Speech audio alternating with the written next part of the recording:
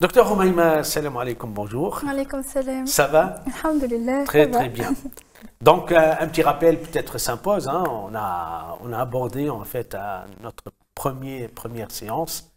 On a parlé d'abord de notre corps, des composants de notre corps, et je me suis permis de vous poser la question parce qu'on parle du ventre, on parle du tube digestif, on parle du système digestif. Donc, si on peut brièvement rappeler à nos chers téléspectateurs les premiers sens, disons, de ces termes. Donc le système digestif, c'est ce qui englobe le tube digestif qui va de la bouche à l'anus, donc l'estomac, les intestins, le côlon, entre autres choses. Accolé à cela, les organes qui lui servent à son fonctionnement, donc c'est surtout le foie qui fabrique la bile et le pancréas qui fabrique aussi des enzymes pour la digestion. Le ventre, ça va, c'est ce que nous on appelle l'abdomen, ça va de la fin du thorax jusqu'au début du bassin, et à l'intérieur il y a beaucoup d'organes, il y a tout le système, il y a une bonne partie du système digestif, donc l'estomac, les intestins, le foie, le pancréas, mais il n'y a pas que ça, il y a aussi le système urinaire, il y a aussi les vaisseaux, les artères, les veines, et puis on n'a pas parlé hier, mais il y a aussi le système gynécologique pour les femmes, et puis la prostate, les vésicules séminales pour les hommes. Wow. Donc si j'ai bien compris, le jeûne, disons, pas attaqué, mais quand même en fait concerne tout un système, en fait, vraiment, si je ne me trompe pas. En fait, il touche à tout, en fait. Ça touche à tout.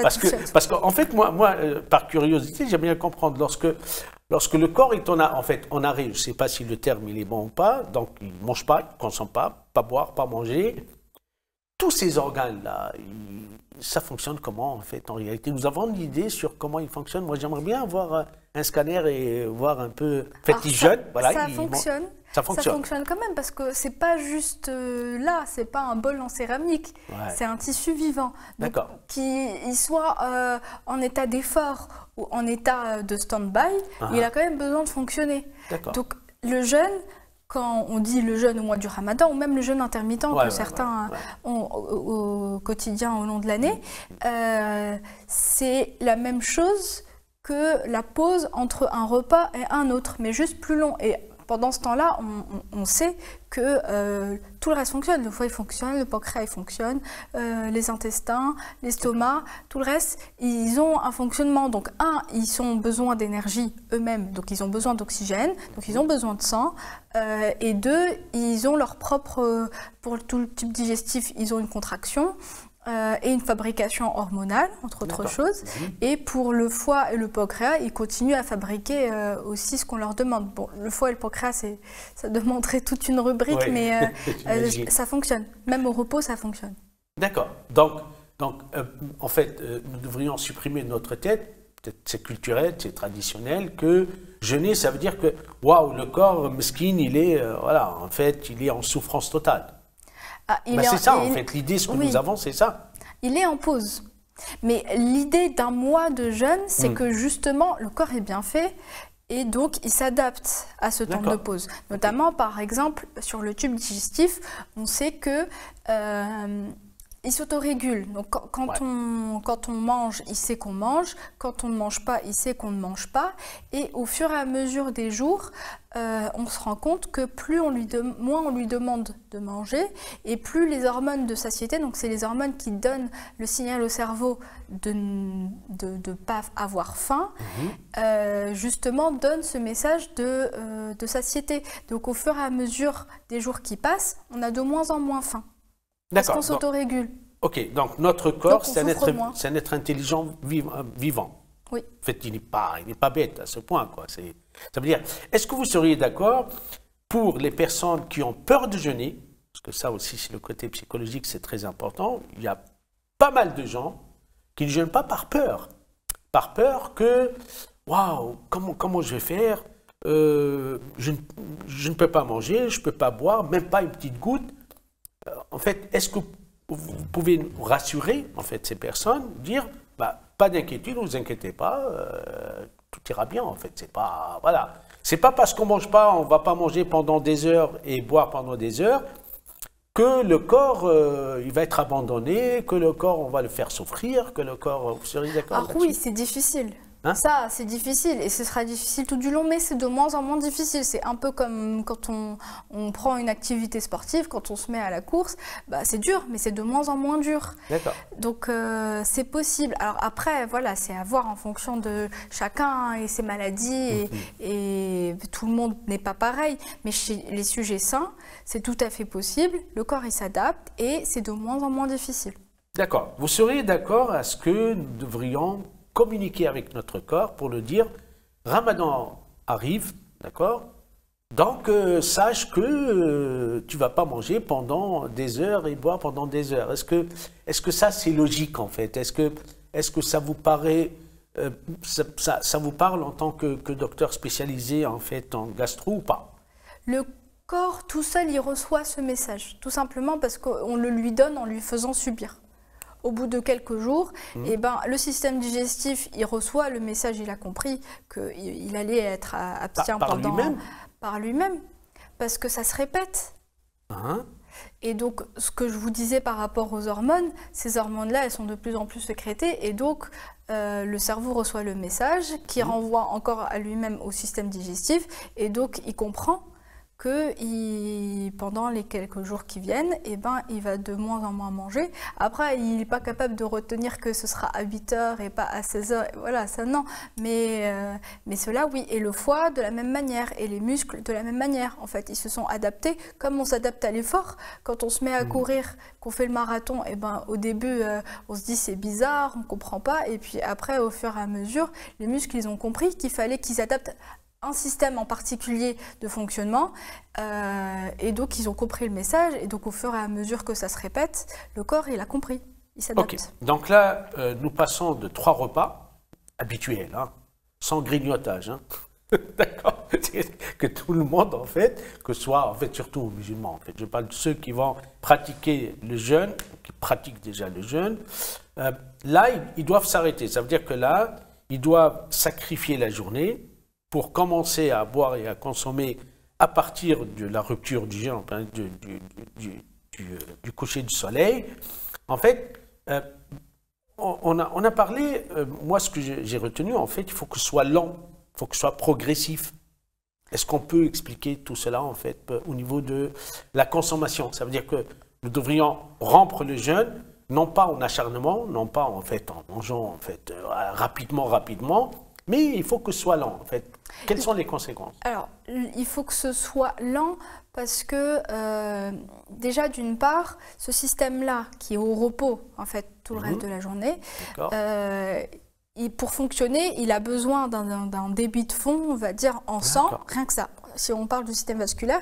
Et quand on va lui apporter à manger, eh ben, en fait, on va le mettre un peu on va demander au corps de pomper beaucoup de sang pour digérer. Donc rien que ça, c'est un effort. Donc, plus on l'étale, mieux c'est supporté. Moins on a les symptômes de malaise, parce que parfois on a ça quand on mange d'un coup, on se dit waouh, je me sens faible d'un coup, parce qu'en fait, on demande au corps, au cœur, de pomper le sang vers le système digestif plutôt que, enfin un peu moins, vers la tête, vers les muscles. Donc c'est ça qui explique cette fatigue-là. Donc ces symptômes-là qu'on connaît hein, chez les gens opérés, notamment de l'estomac, on les connaît ces symptômes-là. Et des gens, ils perdent vraiment connaissance. Bon, après, on n'en est pas là chez quelqu'un, un sujet sain, qui a un système vasculaire, un cœur normal, tout ça. Mais on a quand même cette fatigue-là. Et donc cette fatigue-là, après, elle nous dit oh, je suis trop fatiguée pour sortir. Donc bref, elle nous limite un petit peu. Donc on peut jouer sur ces symptômes-là de fatigue, parfois aussi de douleur. Abdominale en étalant. D'une part. D'autre part, l'estomac ne digère pas de la même manière tous les aliments, comme on l'a dit hier, que ce soit liquide, solide, acide, gras, froid, chaud. Et donc, quand on lui donne par phase, eh ben, on le laisse mieux travailler. D'accord. Okay. Donc, quand on étale, en fonction du type d'alimentation, eh ben, on laisse aussi à l'estomac la possibilité de mieux travailler. Et par rapport à l'eau qui est importante, fondamentale, on a tous besoin d'eau, mais on la limite souvent on se sent obligé de limiter l'eau à la rupture du jeûne parce qu'on se dit il faut plutôt que je prenne plus de sucre, il faut plutôt que je mange plus de protéines, j'en ai besoin pour avancer. Et donc en fait, mécaniquement, on se dit mince, j'ai plus de volume pour l'eau, j'ai plus de place pour l'eau. Ouais. Il faut lui laisser sa place. On a dit qu'il fallait boire 1 litre à 1,5 litre par jour, donc ça veut dire 4 à 6 verres d'eau par jour. Faut les étaler. Il n'y a pas besoin de boire d'un coup de l'eau et ensuite tout le reste. Il faut les étaler pour que ce soit mieux absorbé. Pardon, docteur, parce que là, en fait, tous ceux qui nous regardent vont se dire le problème, c'est que j'ai soif. Lorsqu'on a soif, instinctivement, là, on avale, quoi. On va pas réfléchir, en fait. Pas se dire oui, mais le problème, c'est qu'il faut du temps, il faut s'étaler, en fait. Comment convaincre? Parce que là, franchement, j'apprends une chose importante, c'est que le corps, il a son système. On doit respecter son système, et on ne peut pas le respecter, en fait, tant qu'on ne le connaît pas. Mais là, on est en train de le connaître. Donc, il faut qu'on soit progressivement. Mais les personnes qui ont cette habitude, en fait, d'avaler vite et de boire trop, le risque, c'est vrai, nous avons tous remarqué, en fait, il y a une fatigue subite, en fait. Tac, et après, comme si on tombe. Donc là, ce que vous dites, c'est que faites de sorte à ce que ce soit progressivement, lentement et petit à petit étalé. En fait, l'idée, c'est de savoir ce dont on a besoin avant de commencer à manger. Bon, déjà, les 4 à 6 verres d'eau dont j'ai parlé, c'est pour quelqu'un un rythme de base. Effectivement, si on jeûne alors qu'il fait 45 degrés dehors, on a plus de besoins. Et par exemple, pour les enfants qui vont à l'école, qui vont au sport, ou un sportif qui a fait une séance de sport dans la journée, ou quelqu'un, et c'est la grève, il a dû courir dans tout Paris à pied, c'est les besoins, ils sont quand même augmentés. Donc, il ne faut pas rester sur les 6 verres. Bien sûr, c'est adapté. Oui, voilà. Mais en fait, l'idée, c'est de se dire, bon, aujourd'hui, j'ai ça, il faut que entre telle heure et telle heure où je sais que je vais pouvoir manger, parce que je sais qu'à telle heure je vais me coucher, ou à telle heure j'ai telle ou telle activité, il faut que je case tel ou tel aliment.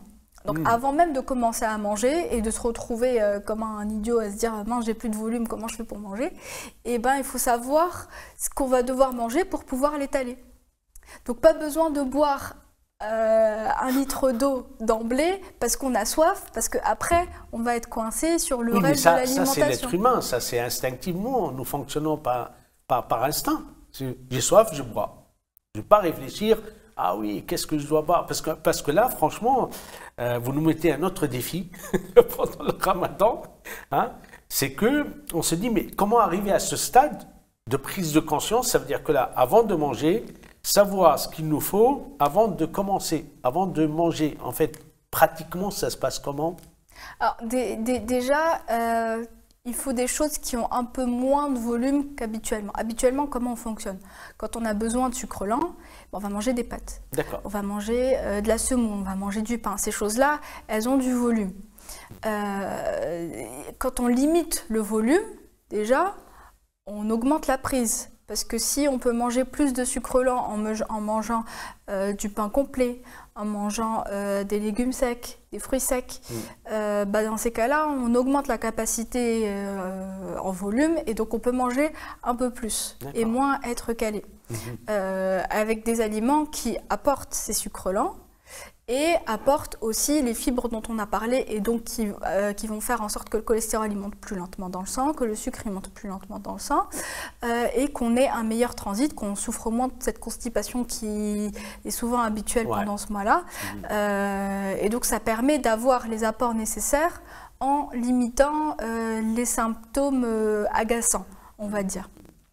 Donc en pratique, c'est boire un peu. Ensuite, on passe par les fruits secs ou les légumes secs ou les céréales complètes, donc les pains, les galettes.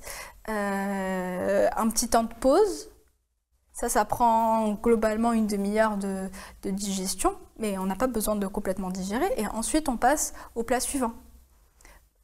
Tout ça, c'est dans l'idée de laisser le temps un peu à l'estomac de digérer avant de lui donner ce qui va suivre. Pour moins avoir ces histoires de fatigue, moins avoir les histoires aussi de ballonnement, parce qu'il faut se dire que plus on mange vite, et plus on avale de l'air, et donc plus on est ballonné ensuite.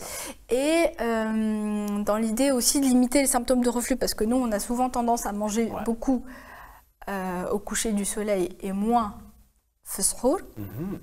Et dites-vous que plus on laisse le temps à l'estomac de digérer, avant de se coucher, et puis entre les différentes couches, on va dire, de repas, moins il y aura ces symptômes-là de brûlure, de pesanteur gastrique, parce qu'on aura moins distendu l'estomac et parce qu'il y aura moins de quantité aussi dans l'estomac, et donc mécaniquement moins de choses qui peuvent refluer.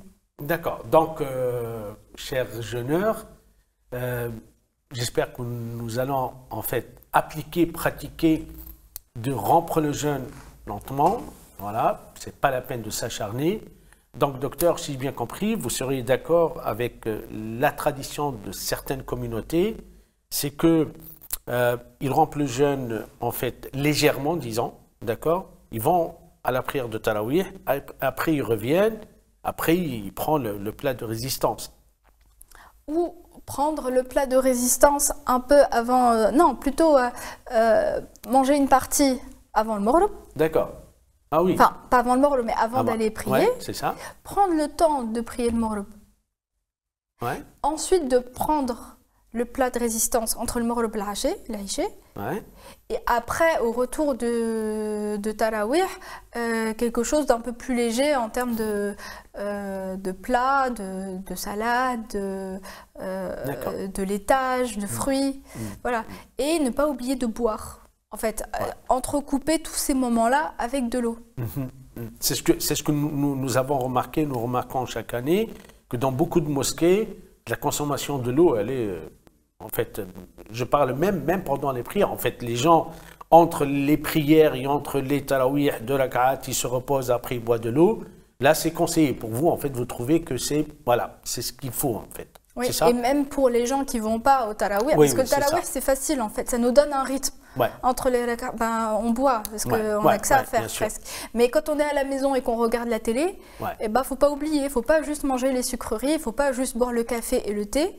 Le café, le thé, c'est bien, mais pas en trop grande quantité parce que ça a un effet diurétique, donc en fait ça dessèche un peu plus. Donc, une tasse de café, ça suffit, pas besoin de boire une tasse à la rupture du jeûne, une tasse à la fin de la rupture du jeûne pour digérer, une tasse devant la télé et une tasse le matin. Il n'y a pas besoin de retrourer, voilà, mais une surtout tasse de café, les grands buveurs de café. Oui, en fait, on n'a pas besoin d'autant. Un peu, c'est bien. Il y a des études qui montrent que la caféine, c'est protecteur pour le foie, c'est protecteur pour le système vasculaire à petite dose. Donc, en gros, pendant le jeûne, une tasse de café suffit, mais boire de l'eau, entrecoupée avec de l'eau. D'accord, ok. Bon, je vais profiter en fait pour vous poser une question simple, directe. C'est que comment vous expliquez que des personnes boivent du thé, donc là, ils n'ont pas beaucoup de conséquences, d'effets sur l'appareil en fait d'urine et d'autres, je parle de Ramadan, en fait lorsqu'ils rompent le jeûne avec un café, là le problème c'est qu'il y a un peu une fuite en fait. Est-ce que ça vous parle? Est-ce que ça vous dit quelque chose ou pas? Pourquoi certains ont ça et d'autres n'ont pas? Est-ce qu'il y a une différence entre, j'imagine au niveau de l'alimentation caféine et entre le thé, en fait il y a une différence quand même. En fait, c'est la même molécule, mais elle est plus concentrée dans le café que dans le thé. Mais c'est la même chose, c'est juste qu'il y en a moins dans le café que dans le thé. Donc déjà, la concentration joue. C'est pas pareil de boire un café dilué que de boire un expresso. Il y a moins de caféine dans le café dilué, même s'il y a plus de volume, il y a moins de caféine. Donc, ça dépend de la concentration, de la quantité de caféine. Et deux, ça dépend du volume d'eau aussi bu, parce qu'en fait si on boit un peu de caféine mais qu'on ne boit pas beaucoup d'eau, donc effectivement de toute manière on n'ira pas autant que si on avait bu 3 litres d'eau. Et puis il y a quand même un effet interindividuel, ça dépend des gens. Ça dépend des gens, il y en a qui vont dire moi ça me donne plus la constipation, machin. Voilà, ça dépend des personnes quand même. D'accord, donc là on parle de personnes, ce que vous appelez sujets sains, c'est ça? Tout à fait. Alors là on va parler des personnes qui ont des antécédents, la femme enceinte. Ce que nous avons comme idée, véhiculé partout, hein, d'ailleurs, en fait, c'est que, en fait, sans entrer dans le débat, est-ce que elle est permis, en fait, c'est permis, en fait, pour elle de jeûner ou pas, du point de vue strictement médical, la femme enceinte, est-ce que nous avons des études sérieuses, en fait, au niveau de l'appareil digestif sur l'effet du jeûne sur la femme enceinte? Qu'est-ce qu'on a exactement? J'en ai pas vu passer, mais très probablement que ça existe. Ce que je sais d'expérience, c'est que le jeûne n'est pas contre-indiqué chez la femme enceinte. Ceci, c'est bien toléré. Et s'il n'y a pas, on dit de comorbidité, ça veut dire qu'il n'y a pas de maladie associée. Si la grossesse n'est pas compliquée, parce que s'il y a du diabète, s'il y a de l'hypertension, s'il y a des maladies néphrologiques, si c'est déjà une femme qui fait des malaises, s'il y a de l'anémie, voilà, ça dépend quand même de ce qu'il y a à côté. Mais si c'est bien toléré, qu'elle se sent, en fait, c'est chacun comment elle se sent. Si elle se sent et que le gynécologue n'y voit pas de contre-indication et que de base elle n'a pas de maladie, il n'y a pas formellement de contre-indication au jeûne. Mais chaque cas est particulier, donc de toute manière, il faut poser la question au médecin. Bien sûr. Dernière question, brièvement. Le sahur, est-il indispensable ou très bénéfique pour l'appareil digestif?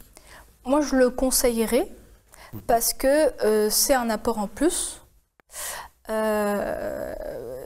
Donc, de toutes les manières, ça nous laisse quand même un peu moins de temps entre les repas. Enfin, en tout cas, moins de temps de jeûne. Donc, c'est quand même recommandé. Surtout par rapport à la déshydratation.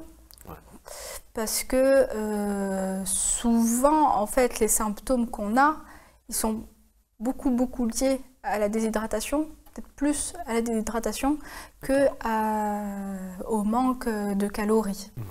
Donc, rien que pour ça, en fait, se lever et boire un verre d'eau, tout le monde peut l'essayer, rien que ça, se lever, boire un verre d'eau, si vraiment on ne se sent pas capable d'aller, ou on n'a pas faim pour aller manger, rien que ça, c'est un apport. Merci beaucoup, docteur, merci beaucoup pour votre présence, d'abord pour vos conseils très précieux. Et oui, effectivement, le sahur avec juste un verre d'eau, c'est très bénéfique pour la santé. Merci beaucoup de nous avoir en fait suivis et j'espère que nous allons mettre en pratique en fait les conseils de Dr Oumaima. Merci, barakallahu fik, et à la prochaine fois. Et Ramadan Karim Mubarak.